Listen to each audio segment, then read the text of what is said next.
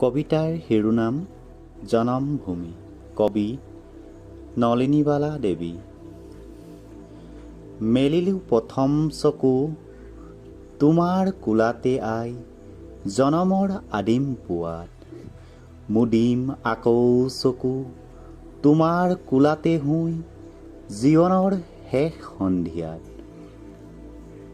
মৰাৰ পিছতো যেন পাওঁহি আকৌ ঠাই, চেনেহৰ শীতলী কোলাত।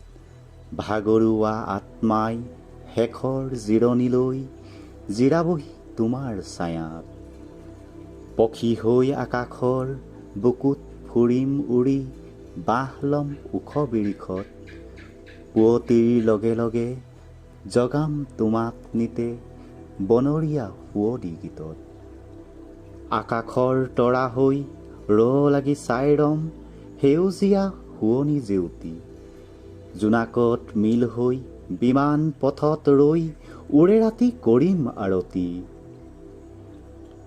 হিমালয় পৰ্বতৰ শুকুলা টিঙত গৈ, ফুলিৰম মানসী বিলত। মলয়াৰ চোঁৱৰত পাৰিজাত ৰেণুহানি, ধুলাম তোমাৰ চৰণত। নদী হৈ পখালিম দুখনি চৰণ নিতে, মাটি হৈ মিলিম বুকুত।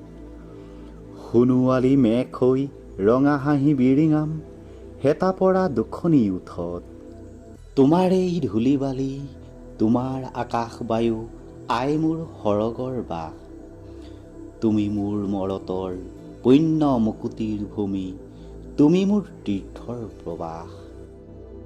অ' মোৰ চেনেহী দেশ, তোমাৰ দুখীয়া প্ৰজা, ৰচা তাত শান্তিৰ চৰক।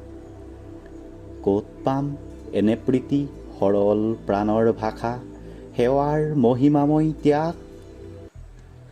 দুখীয়াৰ ভগা প্ৰজা একোখন তীৰ্থ তাত, একোখনি পুণ্যৰ আশ্ৰম। মৰিলে পুনৰ আহি দুখীয়া দেশত মোৰ, লওঁ যেন পুনৰ জনম।